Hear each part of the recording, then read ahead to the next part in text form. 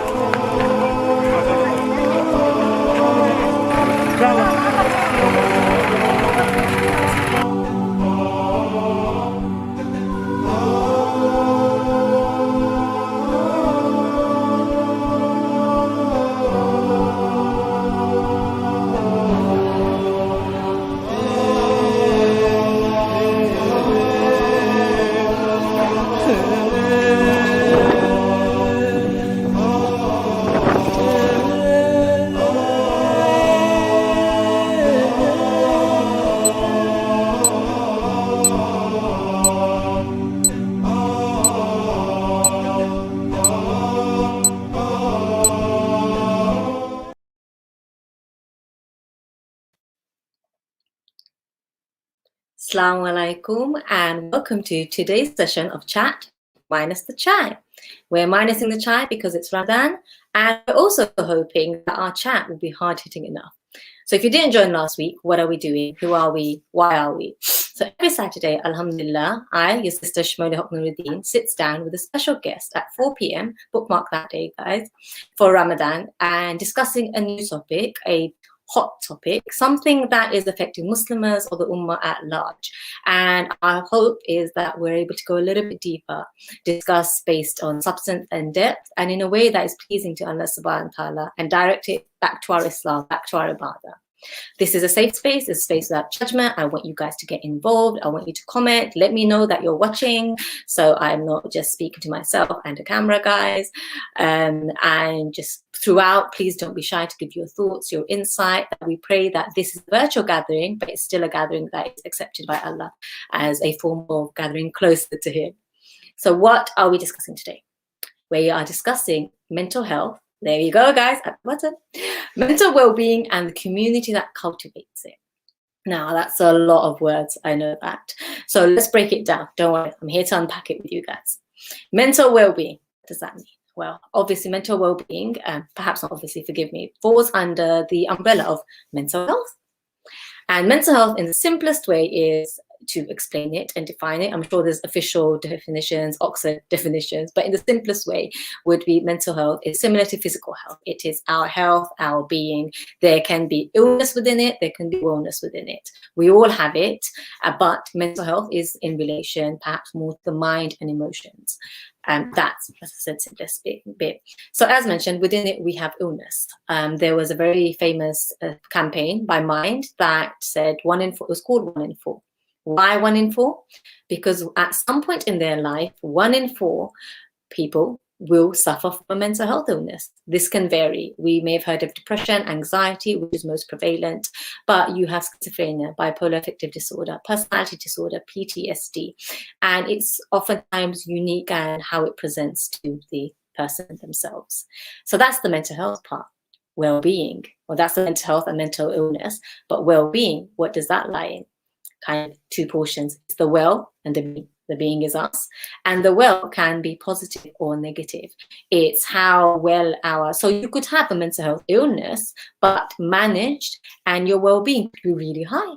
Whereas you might not have an illness, but your well-being, and I'm sure we've all had that, like really slumps and we're just dragging. I think COVID's impacted everyone's well-being a little bit. So that's well-being. Now the second part, the community that cultivates it. It's not because I just like repeating letters, guys, or I wanted to match chat minus the chai. But one thing, alhamdulillah, in my near decade now, and this isn't, I'm not coming from the point of view of research, however, I'm coming from my own experiences, what I've seen, especially from the lens as a Muslim, but there is research to back this as well, is that community plays a large part in terms of recovering from mental health illness and coming to a space of positive well-being. We work with clients oftentimes in the arena of pro-social support. Pro-social support literally means positive community. And community, we sometimes think about it like a big space, but our own family as a community, our friends, and just those around us. And we've had many, many people who may go through a mental health illness, come out the other side, and then you have the second illness, loneliness, being left in isolation. Physical isolation and mental isolation combined is an actual killer. Depression is one of the highest killers of the world, and it is noted that depression and anxiety, I don't like this word, but it comes number 2 in disease burden under the official study. I'm not a fan of the word burden, but I think what it really means is how prevalent, how much it is involved in the community. So who am I going to be talking today? I won't just be monologuing at you guys. I have been joined by a very special guest who is the head of operations. There she is, Minha Begum, who's going to discuss how can we be a community that cultivates mental well-being, but we'll also be looking at other areas of mental health and illness and unpacking that. But I was going to read out her bio, but I think she can do it a little bit better than me. Minha, tell us who you are, and I've mentioned you're from Inspirited Minds. Who are Inspirited Minds? Why are you here? Assalamu alaikum wa rahmatullahi wa barakatuh. Jazakallah khair, Shamoly and Humanade for hosting me and Inspirited Minds. So my name is Minha Begum. I've been working in mental health crisis services, suicide prevention, and community support for 6-7 years now. I've been involved with Inspirited Minds since 2014. Inspirited Minds is a Muslim mental health grassroots charity. We provide Islamic counselling, Muslim mental health support, education, training, resources, and it's our sort of mission to build a society where people who are experiencing mental health difficulties are empowered to lead fulfilling lives, and we're really passionate about breaking down misconceptions and myths, reducing stigma, and encouraging and reaching those who need mental health support the most, essentially. Jazakallah khair for that. So guys, you've heard it. You can find them on Instagram, on Facebook. They do an array of things which we'll be unpacking, and there's lots of awareness on this. If you want to find out a little bit more about mental health and how it impacts Muslims, go check them out.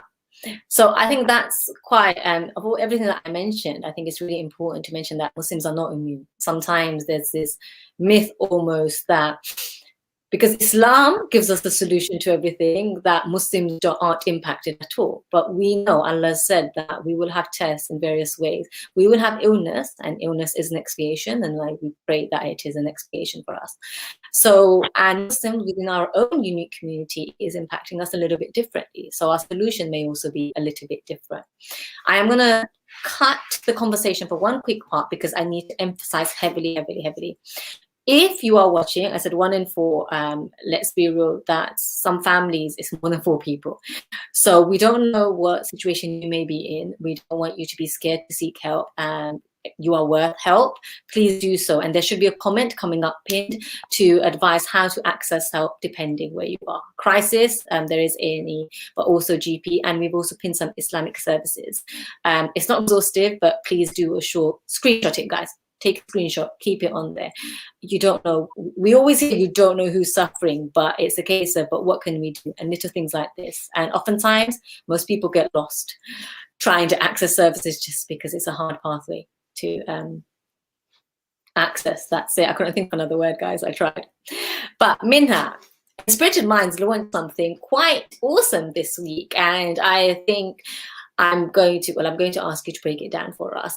But guys, I forgot this bit. Remember to like, comment, share. So make sure you're sharing. If you're finding this of benefit, make sure it's out there so others can also join in and give us your thoughts throughout. We've mentioned 1 in 4. Is that a shocking statistic to you? Is that something you were expecting? Did you think it's more? Have you seen others in your community impacted by mental health? And what thoughts came to mind? So the awesome thing that Inspirited Minds did this week was launch a little report. It was a long time in the making, so they didn't just do the whole thing in 1 week, mashallah. So tell us about this report, Minha. What is it? So yeah, last Ramadan we conducted, in response to COVID, we conducted various webinars during Ramadan around various aspects to do with mental health. So whether that's creativity, heartfulness, mindfulness, the relationship between mental health and the Quran, and we related it, back to COVID. And within those webinars, we sent out questionnaires and requested people to participate in a research, which was, what are the barriers that the Muslim community face when they seek mental health support? And in the research paper, you'll find that our fantastic research team, mashallah, they commented upon a research that was conducted 10 years ago. And the same barriers that existed 10 years ago still exist today from our findings, and if not, they're actually more amplified. And what we found was, there was a number of barriers, but the main ones that stuck out was, firstly, and this is exactly the same findings that we found when we were founded in 2014.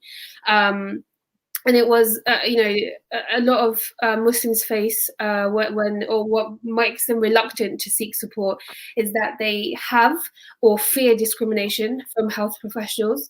There's language barriers which lead to miscommunication. It's well known that, Muslim communities, especially South Asian communities, a lot of our mental health issues are somatic. So doctors will often, brush off the somatic symptoms and not really look at the mental health aspect of an individual.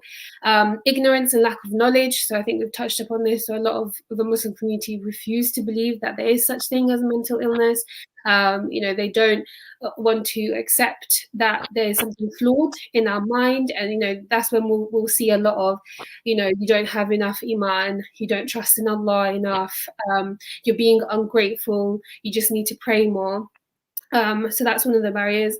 Another one is stigma within the Muslim community. I'm sure we're going to unpack that later on, but just to touch up on that, a lot of the stigma that we get, the comments that I just said about not having enough iman, praying more, and it's almost like if somebody has a mental illness, it's almost as if like mental illness is contagious. Like you don't associate with that person, you don't, reach out to that person. Lack of family support. So if there is an individual who is unwell, who is struggling with their mental health in her family, they won't get much support from the rest of the family, whether that's self-care, whether that's going to the GP, whether that's just having those conversations. Another one is gender disparity. So a lot of men weren't taken seriously, and a lot of women were perhaps not given all kinds of support, were either just pushed towards like a specific kind of method to alleviate their symptoms. So that was some of the barriers that we found in this research report. Jazakallah khair. We got a comment from Razma, having tech issues. I hope it's a recorded session. Yes, every session is recorded. So if you missed last week's, you can check it out also. It's on the YouTube and the Facebook. There's a few things that has really stuck out, what you mentioned, Minha, especially gender disparity. As we know, suicide is the biggest killer in the UK. So when I'm speaking, guys, I'm generally speaking about the UK amongst men. I believe the age was 20 to 49, and we hear a lot of campaigns around toxic masculinity and things like that. And I think what part's really attached to it, and I've seen this oftentimes, and I do think there's an issue with our community of we're reaching more about maybe talking, or the younger generation talking about mental health, trying to break that stigma, we're hashtagging, but when it comes to the real life aspect, when it's ugly, like we almost expect a perfect victim. I work in the criminal justice system, and in all honesty, the presentation of mental health is quite ugly. Not the person's ugly, but it comes out in a way that's not wrapped up in a nice little bow. It's not someone that's very sad or meek. It does come out, I hate to say, in criminal activity. It may come out in domestic abuses. It may come out in anger, and we know as Muslims how that impacts us, or what's said about anger. But then when that is met with resistance, if we are truly saying that we want to be supportive of each other, we actually want to tackle mental health, I think it's very important to recognize that and meet that ugliness with empathy as well, with comfort. We talk about safe spaces continuously. It's the buzzword, but again, that safe space for us comes from Islam, and we need to understand how to navigate that, which Inspirited Minds are doing great work on. The other part you mentioned, stigma. Have we not passed stigma? I mean, there's a constant campaign every day, right? World Mental Health. We see so many Muslims online talking about it. Are we still in that space of stigma? And you guys, this is what I want to hear from you. Do you think mental health is still stigmatized in the Muslim community? And within the Muslim community, we have different minorities as well. Tell me what you guys are thinking whilst Minha lets us know. We're over stigma, right? Well, I was having this discussion with my colleagues a couple of months ago now, and I was saying, guys, we do so much work about removing stigma. Like, come on, we're past that, right? And one of my colleagues, rightfully said, you feel that way because you're surrounded by people who don't believe in the stigma around mental health. And it's that, I think it's called the butterfly effect or something, where, because you surround yourself, it's a bit like, preaching to the choir, right? And, when I do workshops and I do trainings, sometimes I'm, left in disbelief because I'm just like, wow, I cannot believe these ideas still exist. And, subhanAllah, like when the prophets, may Allah be pleased with them, when they gave da'wah, right? Nuh alayhi salam, he gave da'wah for like 900 plus years, yeah? And even then, he was still seen as a stranger. Even then, some people still didn't accept him. So this idea of, reducing or stigma disappearing, I don't think it's ever going to disappear, because that's just the state, that's just the nature of humans. However, I do feel that as Muslims and the rising of the digital age and younger people getting involved in social media and becoming more active, like I feel when I was younger, there was a lot of topics that we just shied away from, which mashallah the younger generation now don't. But I feel like it's still very surface level. Like people are happy to say, yeah, I don't discriminate. Yeah, let's talk about depression. Yeah, mindfulness, emotional intelligence. Yeah, the year of grief. Everybody has like this backup ayahs and hadiths and narrations and stories at them. For example, the whole, Allah does not burden a soul with more than you can bear, right? We just slap it on like a plaster. It's like there, you'll be fine. Here's this ayah, here's this hadith, after every hardship comes ease. Yeah, your ease is coming. So on the surface level, we're like, no, there's no stigma anymore. But if we go a little bit beneath that, it's like, okay, so where's the substance to this? Where is the action? Because as we know, intentions are by actions in Islam. So where is the action to this? And actually, there's a huge stigma attached to the accountability of our neighbors, accountability of ourselves. And there's a stigma to actually taking action on it, to actually talking about it, to actually normalize these conversations, to actually, speak haq when you see falsehood, when you see something of ignorance, when you see someone describing the weather as bipolar, for example. Do you really correct those people? Because if you don't, you're, contributing to that stigma still. Does that answer your question? I think it's opened up a great reflection to the question, and I don't think in any way that the stigma has disappeared either. But yes, I want you guys, what do you think in your pockets of community? Is there still stigma? I think one thing you mentioned, and I think that is, guys, there's a call-in number, so you can call us. We've gone really advanced now. You can comment and or call, so please do. And what you mentioned about stigma, raising awareness, but moving out. I guess we think everything happens online. So we see it online and the presumption is happening offline. That's not the case at all. Further to that, actually raising awareness, breaking the stigma, but in real life. And I think one of the biggest things of breaking stigma that maybe we're a little bit, and it's difficult because we are trying to have understanding. And as you said, we fear a little bit of not being responsible and saying the wrong thing. But again, that goes back to where we understand who we are holistically as Muslims and how we can provide for each other. But going on that journey with somebody, we always know in terms of checking in twice on somebody. Have you ever seen on Facebook, maybe somebody is writing some post and it looks really like, what's going on with them? But then it's kind of like, I'm just going to move along this way. But actually checking in, say, Assalamu alaikum. How are you, sis? Reading between the lines and putting yourself at discomfort. And we know as community, as ummah, and I will specifically use the Muslim word, Islamic word, as a jamaat, there is certain discomfort where we must go above the individual for what is of benefit for the collective, and mental well-being is of benefit for the collective. So I think that hit the nail when you said, are we coming offline and are we reaching substance when it comes to beating the stigma, whether it's about tackling, challenging someone that is providing that stigma, or actually our own personal biases and being like, okay, it's not the nice, you know, when you have a survivor's video, someone that went through mental illness and they got to the other side and they made it, mashallah, or sticking an eye on it, or subbering it out. Subbering it out. To that. Sorry, I keep interrupting you. I just want to add on to it, you know, this, you know what you were saying about the ideal victim or the ideal sad person, right?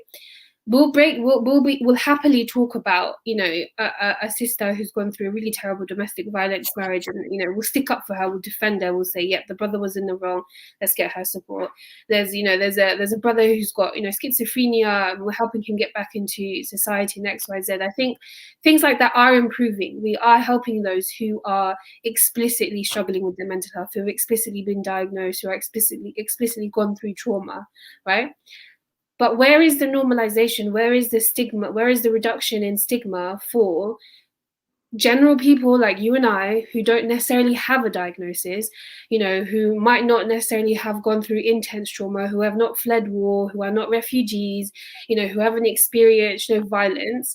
We also have mental health difficulties. And I think as a mental health professional, especially, it took me a long number of years to be able to say, yes, I get mental health support. Yes, I get counseling. And even to this day, you know, we see that there's such a huge stigma in mental health professionals, medical professionals, people who have it all. So people have got a roof over their heads, people who are in, you know, stable families, stable marriages. And that's where you're ungrateful to Allah because you've got XYZ. Look at XYZ person who hasn't got what you've got. And I appreciate in Islam, we compare ourselves to those, you know, who have less than us, to be grateful for our worldly things, which I fully understand. But when it comes to mental health and well-being, that's something God-given. So to then tell people you've got everything, you know, that's not gonna help anything. That's not gonna reduce the stigma in any way. And if anything, it's gonna make people like you and I, you know, be even more reluctant to get that support. And it's almost as if you have to go through something really terrible in order to get acceptance from the community. Yes, and I think one of the frustration about, and that's why we're talking about well-being, because rather than mental health illness and treatment, and because well-being encompasses everybody. And one of the things, so I think was off the back of that, when we work with clients, we work around triggers and relapses. And the reason for that is not getting to them the state where things are so bad, and actually in that space where it can be tackled easier because you're perhaps not in bits. And what you said about in terms of gratefulness, all of these things were provided, and these notions and concepts to support us feel better, to support our well-being. I think someone that we were talking earlier, Islamic well-being is mental well-being, but that's not slapping on an ayah and there it's solved. If someone's struggling to see that perspective, then perhaps let's sit down, and there's a great quote by one of our predecessors, I'll touch upon it at the end, I'm having to hold back, but let's sit down and have a look at why is it a struggle to them. There is a mental health impact, and how can we support to that? And again, meet with empathy. It's because it does seem a lot of Islamic concepts ourselves, we're not actually delving deep enough in terms of making it practical and impactful. It's a little slap on sticker because that feels a little bit easier. Absolutely. And we know COVID was actually, alhamdulillah, at the beginning of COVID did a series just how much it impacted everybody's mental well-being. There are many, many social ills, and if anything that's come of light from COVID is isolation and loneliness and mental isolation, and then added to this physical isolation, how it impacts everybody. There's been research come about that, and I will try and find it and get it out to you guys. It came up in the work meeting, so I have not got it sourced, but how COVID, so how the world changed just even slightly, and there's a bit more isolation, and we were kind of pushed away from our usual losses. Everybody, and that's everybody through the board, faced some kind of trauma. Just the COVID climate itself. And I think generally it's one of those things, we always say don't judge, but what does that actually mean? It means sitting with someone, listening to their story, and then supporting appropriately, bringing it back to Islam, not a sticky plaster, because that's a disservice to our deen as well. What Allah's given us down, He's given us, I was looking at how Quran is shifa, The Quran is something that purifies us, and we do ruqya and read the dua, but it's also implementing those duas, and that's for the person being impacted by the mental health issue, but it's also for those of us around it, and which is why we're looking at the community that cultivates it. Do we cultivate the Quran as shifa through our own actions and the way we deal with each other? Absolutely. So, inshallah, I'm going to read some comments because we have got some awesome comments. Tanya Huda mentions how there's still a stigma, it's a very interesting one, in therapy. So there's this idea that it wasn't a part of the sunnah, and why a lot of people may not go to more accept mental health remedies, which is very interesting because the community back then in actual fact were of very high emotional intelligence that they were able to give each other therapeutic interventions, which we cannot, and state in itself that. So I think that's very interesting to mention this idea that it wasn't there in the sunnah, but was the practices and the competencies. Shazmia has said, I think with the elder generation, the stigma will always be there, as they're not as educated on the subject or refuse to believe the existence. Unfortunately, that is the case. However, one of the roles that I was in, our highest intake was actually the elder female Muslim Asian generation because of the borough we were in, which was a real positive because they're accessing it, but it's just a reminder of this, what happens when you don't acknowledge. Nasima Begum said, Salaam alaikum salam, we hope you're well. She goes, she thinks we've come a long way to try and destigmatize mental health and well-being, but how many lives have been affected in order for this very important issue to be addressed? And Jazakallah khair for making that point, because it's true. As time goes by and we are able to have the luxury and privilege to sit and discuss, there are lives lost, not just through suicide, but actually lives lost. The impact of mental health is, there's a lot behind the scenes. It cripples in activities of daily living. It's crippling in terms of relationships, being able to make those relationships, just general coping mechanisms. And as time goes on, it gets worse and worse, which is why we want to tackle it early on. And she says, we still have a long way to go. Inshallah, we do. Inshallah, we get there, guided by Allah. Tanya Huda has mentioned, so this is actually in the report, and I'm going to ask you to touch upon it a bit, Minha. Discrimination against people who disclose mental health issues are very key as to why they do not seek professional help in the workforce. Before I come back to you, Minha, I'll just go through the, I just mentioned the presumption that stigma is broken is because it's spoken about, or the words depression and anxiety are frequently heard of. However, when it comes to close to home, it's far from broken. People struggle to come to terms with their own mental health or family. So going back to the discrimination, I know that was found within the report. What came about in terms of discrimination? And we're talking, so we've spoke, I guess stigma is like our own discrimination within our community pockets and stuff. And we kind of have some idea of how to break that.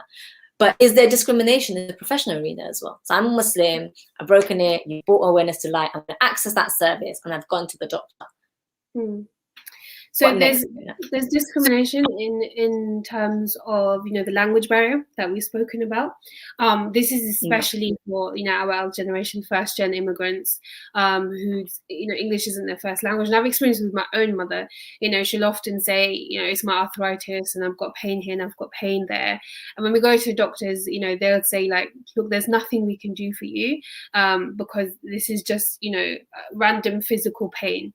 And I know there's a lot of tension, there's a lot of trauma for her, but trying to explain that to her is very, very difficult, which is why it's so important to, you know, have mental health resources and materials that are available for our generation in the languages that they speak.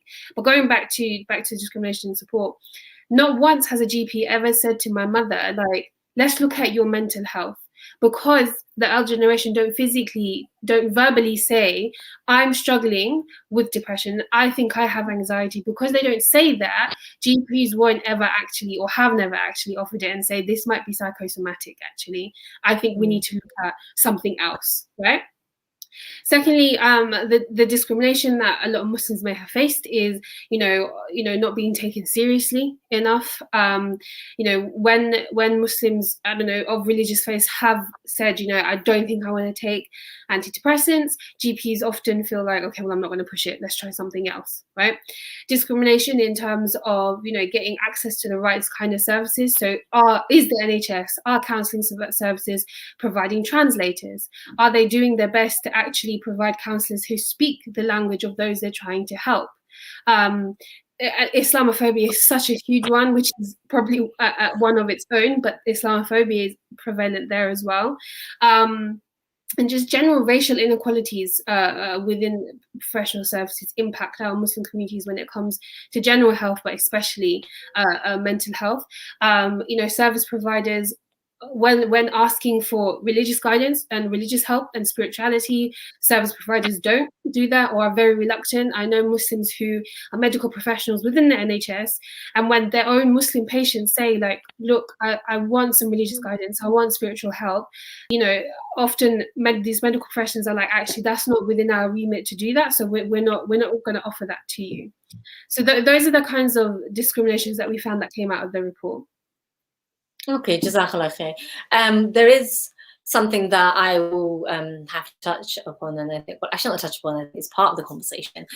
What I would say is, so we're talking about community, and automatically we think ourselves, our little community, our minority, Muslims make up 5.3%, but we're not a silo. We're under a wider community of the country itself, the state itself.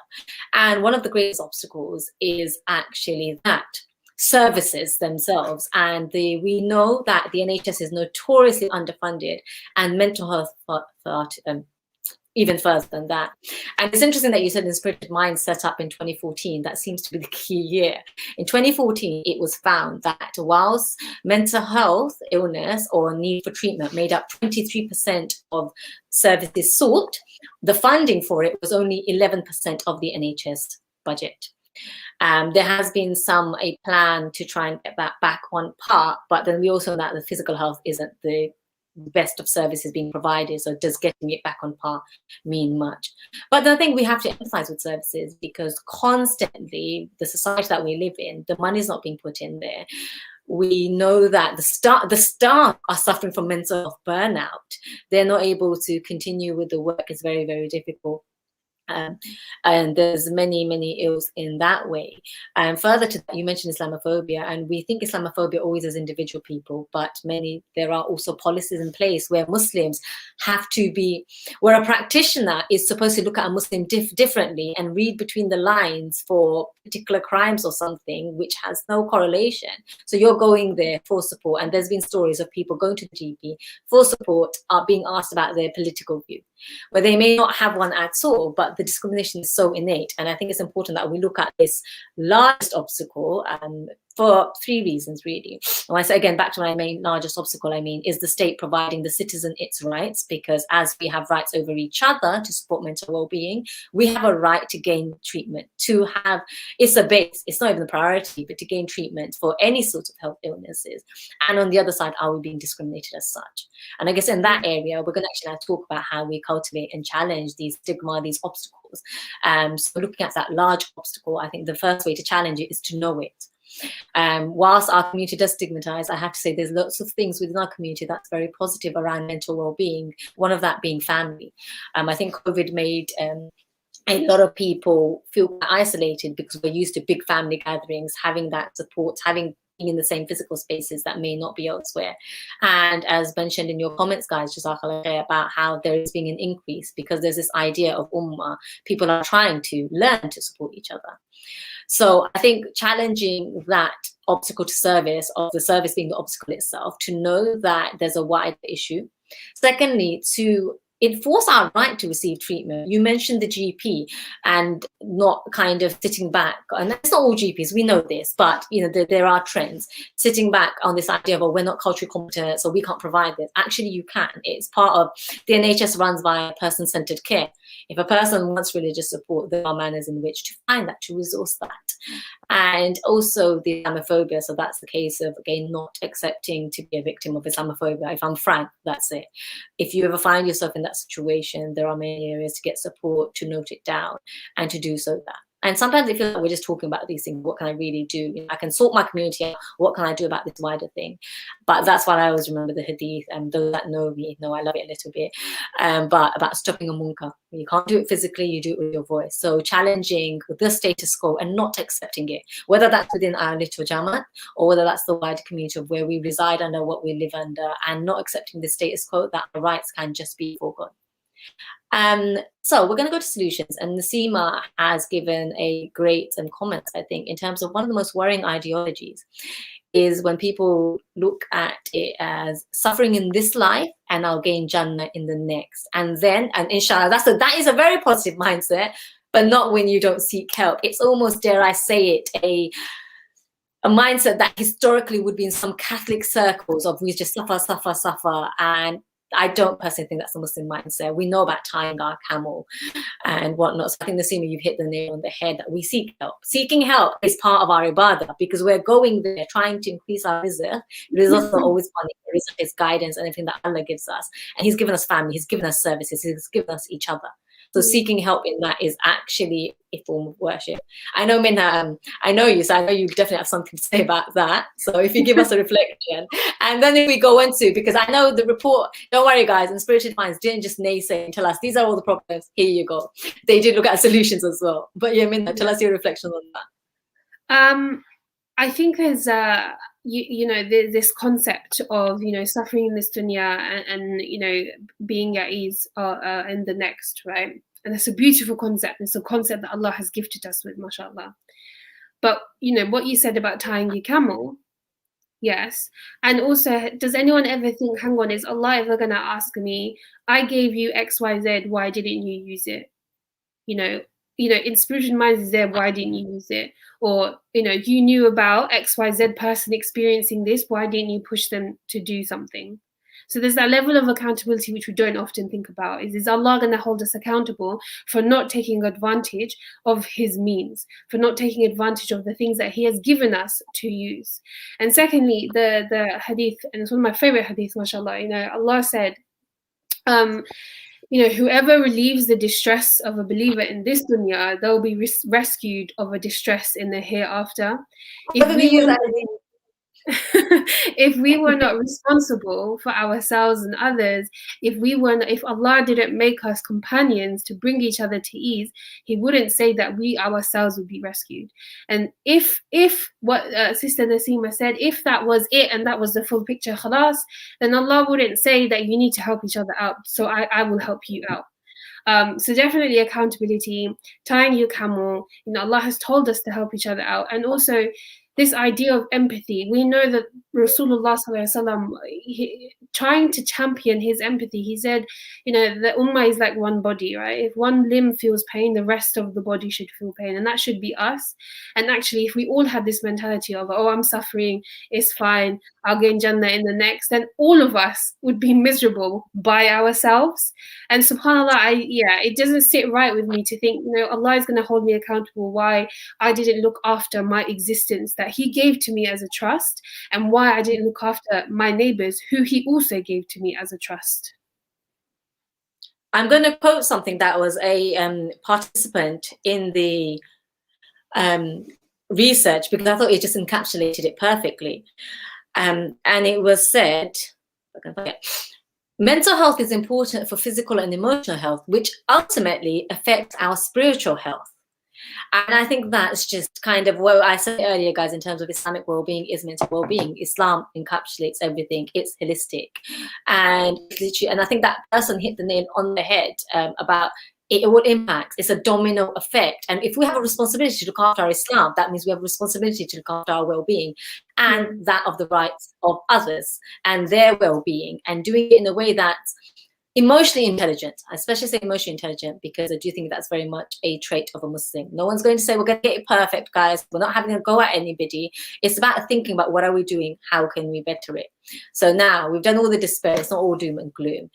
How do we cultivate this now? What was found? What were the practical? Because Inspirited Minds, among some other organizations, and I'm going to remind everyone again that we've pinned a comment where you can get support, awareness, understanding. Please do screenshot it, keep it to hand, and if ever we may be impacted, everyone may be impacted, not now, later.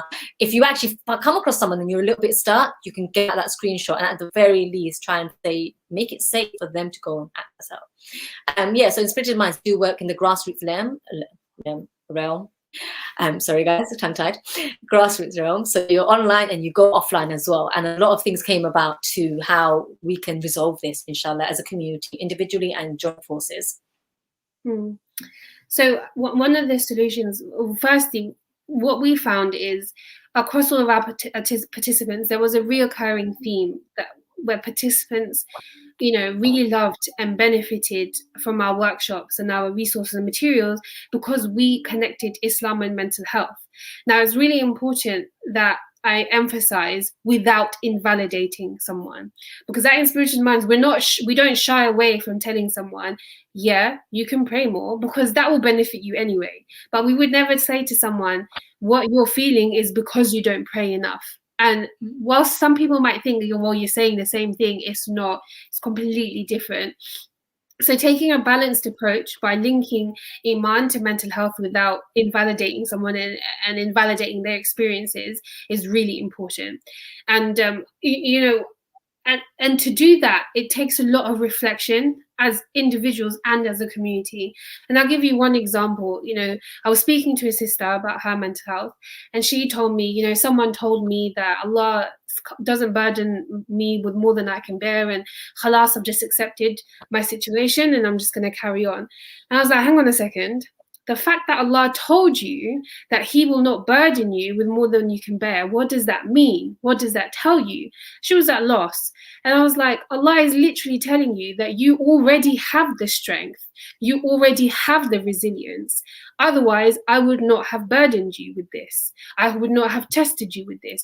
I have provided for you in a number of different ways, and I wouldn't have burdened you with it if I didn't know that there was a way out for this. And just reframing little things like that, she was like, yeah, that's so true. This ayah is so active. Like, it's not telling me to just accept what's going on.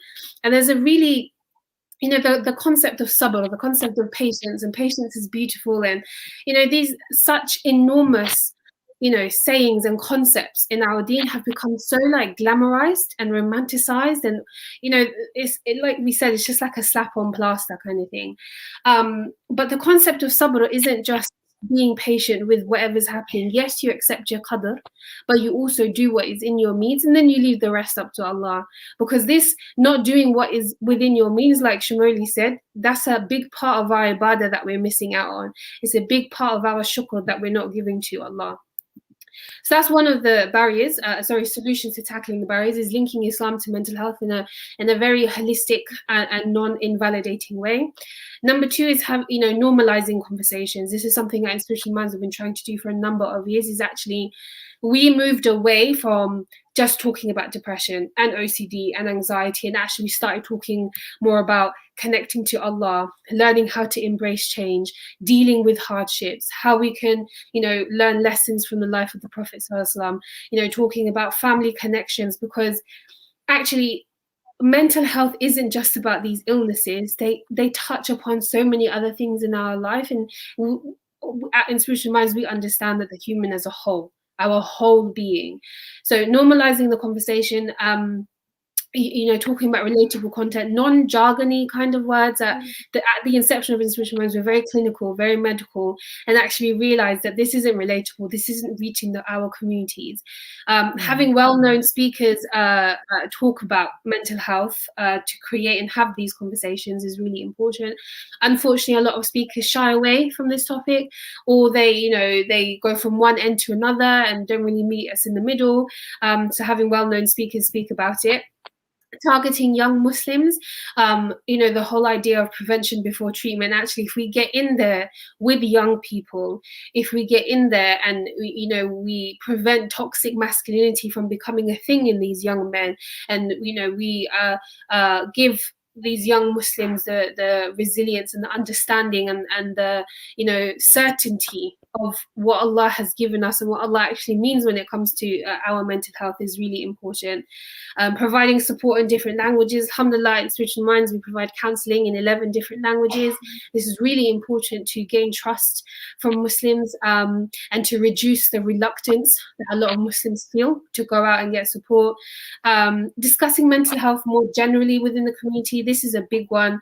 I feel like there's always an event, or there's a talk, or there's a live, which is great, mashallah, but how often do we just, ask someone, how is your soul, man? Like, what's going on? Or things like, I'm having a really bad day and I don't know, I'm feeling really sad. And for me, these conversations are very normal. My companions, alhamdulillah, we check in with ourselves like this. We're very reflective. But, in our wider conversations, in our wider community, do we make those efforts? I know within my family, that's not something we talk about, but I make an active effort to ask my parents, like, well, how did that make you feel? Or do you know what? You came over here in like the 70s with nothing and no one. Were you not ever angry? Were you not ever sad? And, making those active efforts to have these conversations and just make talking about mental health, mental well-being as a second nature, just as we would talk about salah and giving zakat and Ramadan and relying on Allah. We should also talk about well-being like this. Utilizing imams and mosques. So there was a big demand on imams using khutbahs or their religious sermons on mental health education and Islamic well-being. A lot of our imams, mashallah, they're always talking about the mercy of Allah and doing istighfar, asking forgiveness, and feeling the spiritual vibe in Ramadan. But implicitly they kind of touch upon well-being, and it could be because lack of education, not knowing how to deliver it, not knowing the exact words to use, but just making it more prevalent, making it relatable for their jamaat, for the congregation. Utilizing the mosques is a big one, so having these resources, materials inside the mosque just to make it normal per se. Especially reminds we've got a mental health khutbah that is available on our website to download. Mashallah, a lot of imams use that around the country. We also do imams and community leaders training, where we actually provide basic mental health sort of information to our imams and community leaders, and also equip them with basic tools to try and support someone. So teaching them about validation, basic listening skills, active listening skills, which is really important, which is the sunnah of the Prophet ﷺ. And finally, what I just touched upon, enabling imams to offer sort of basic mental health support, and also be able to say, here's the religious side of it, here's how you can do it as a whole, and not just pray more and go to the NHS. Pray more and go to your GP. Remember Allah more and then go to GP. Actually, by saying, listen, Allah says this in the Quran, and this is what this means, and actively this is what you can do. So, not having that, I think dissonance. It's basically two parallels, but we know as Muslims, what is haram, but the rest of it is Islam. We practice Islam, and someone actually gave a great quote, like, we don't actually practice Islam, we follow Islam. If anything, we practice stuff outside of it, which is what we want to avoid. But I guess what you mean, like, it shouldn't be two parallels. They're both a part of our deen. Yeah. So you mentioned about training imams. What about vice versa? Do you think there's a need of getting services more culturally competent? Absolutely, I think so. I think there is a huge need. We have, for example, trained up university counsellors, because obviously to help their Muslim students. But definitely, I mean, Inspirited Minds have only recently just started a partnership with the NHS Muslim Network, where we're actually providing free counselling for NHS Muslim staff. But I think there is an absolute need. Islam is the second largest religion in the UK, and there is a massive need for GPs to be more culturally and faith competent, for counsellors to be more culturally and faith competent, for funding to be put into services like Inspirited Minds. Because if the NHS is overrun, if they're struggling, it's fine, because it's not like other organisations don't exist. We can lighten that load. Do you know what I mean? Workplace mental health is a big one, which we haven't touched upon yet, but going into these corporate organizations and businesses and saying, this is what you can do for your Muslim employees, this is what to look out for. During Ramadan, you can really boost someone's well-being if you did XYZ.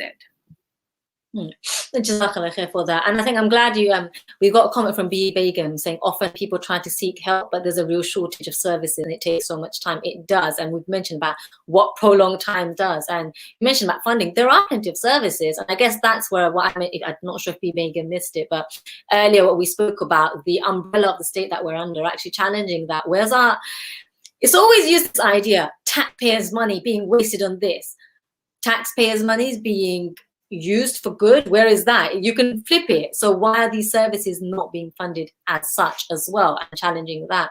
But inshallah, I think the Imam's one is great. We know about having that more holistic, these are people that are in leadership, they're representative and providing a holistic and pastoral care. we want our imams and we want our community leaders to serve us. So we also need to equip them. We need to tell them what we need.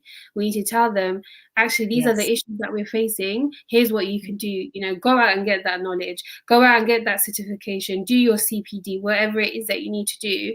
And we as a community need to tell them and need to enable that as well. It's not as if we can just say, all right, you're not helping us with our mental support, and then not giving them anything else, if that makes sense. I absolutely do agree. Kubla Khatun just commented about how many workplaces have no idea how to deal with mental health. It's absolutely right. I mean, I've worked in places, and we're in the mental health scenario where staff are getting really upset because of the lip service, as Kubla mentions. It's kind of like, after yourself, self-care, but then there's no provision. And sometimes that is also happening in the Islamic community as well. It is nearly time to wrap up, so jazakallah khair for joining us. If you found this of benefit, the recording remains, please do share on to others and let us know what your thoughts were as well. I remind you that there is a comment pin should you need any support. And I need to mention there's a new app that's been launched called My Halaka, which actually combines dhikr and meditation. I use it myself sometimes when work's getting really overwhelming, and I'm like, I can afford 5 minutes to myself. So it's guided dhikr essentially. So check that out on your app store, guys, My Halaka. I think it's going to be time to wrap up. And what I would essentially say is one takeaway. We've spoken about a lot, alhamdulillah, and perhaps we could revisit this conversation in the future if you guys want to. But a key takeaway. So we spoke about community, but community is made up of individuals. I'm the individual that's going away. What can I do different? And I know there's a very sad incident that's happened recently, which we'll be discussing, Minha. So yeah, a key takeaway, and give us your closing reflections. And jazakallah so much for joining us, Inspirited Minds, for giving this time. So in terms of, you know, if we're ready, if you as an individual are ready to talk about mental health, or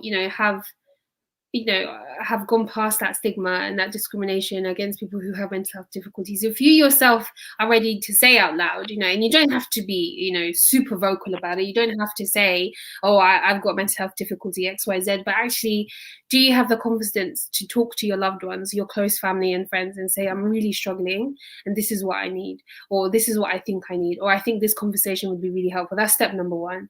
Step number two is when you see others struggling, and not just taking it as face value, and not, the bystander effect, someone else will check in with them, or they're not my responsibility because someone else, I don't want to be intrusive. And actually, however that person responds, so if you do DM someone and say, hey, I just want to check up on you, if that person responds as like, keep your nose out of my business, at least you can say you tried. At least you can say, well, I did reach out. And at least that person then knows in future, man, that person was the only one that reached out to me. I think I can go back to them and speak to them. That's happened in real life. That happens a lot. And secondly, when unfortunate situations and events do happen. So I'm sure many of you have heard about, there's rumors about this young child who has died by suicide in East London. And it's so for people like myself, a lot of the times it's often like, wow, why would we share that suicide note? Because number one, imagine that suicide note, goes back to the parent of this child. And imagine something so deep, something so intimate and private being shared amongst the community. Imagine how that would make you feel, firstly. Secondly, there's a lot of blaming and judgment going on. So in a lot of WhatsApp networks, a lot of conversations I'm having with, a lot of people are like, oh my God, how could the parents not know their child was struggling? Oh my God, how could that child do that to themselves? How could that child leave their parents behind like that? The child is so selfish, subhanAllah. And everyone is ready to say the parents should have done this, the child should have done that, the services should have been there. But no one is asking how we as a community, how could we have let that happen? How could we have gotten to such a state that this young child couldn't even feel like he could reach out for help, felt that suicide was his only option? You know, subhanAllah, so being really, really accountable and holding ourselves accountable for the conversations that we're having, for the attitudes that we're putting out to the community. You know, when someone, and I use weather because it's always a prime example, it's always something I find myself correcting. When somebody says, oh, the weather is so bipolar, I'm like, actually, that's really offensive. And, you know, you can just say the weather's stressing you out, or the weather changes a lot rapidly. You don't need to attach somebody's distress to something so futile. Or somebody who likes to clean, oh, I have so much OCD over my kitchen. Actually, cleaning your kitchen isn't such a distressing ordeal. You know, it's not something that literally paralyzes you. I have a lot of friends, subhanAllah, who have OCD, and the way they describe it, you know, they've got physical scars because of how much they clean. You cannot invalidate someone's experience like that. So I'll wrap up, inshallah. So number one is just to become more accountable of ourselves and those around us.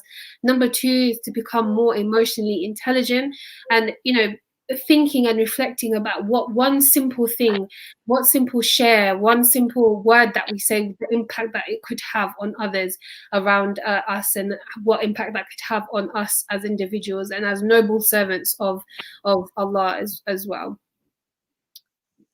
Jazakallah khair for that insightful thoughts, and you guys let us know as well what your closing reflections are. I think we kind of touched upon it, but one thing what I will wrap up, and the takeaway is of there's almost been this other switch now, because we've had a lot of people say, oh, or attribute mental health to low iman, that we now don't talk about Islam when it comes about. And that's just as more detrimental. So I guess we always keep Islam in the conversation when someone comes to us with a struggle, but ask yourself, are we talking from the point of view of Islam as healing or blaming?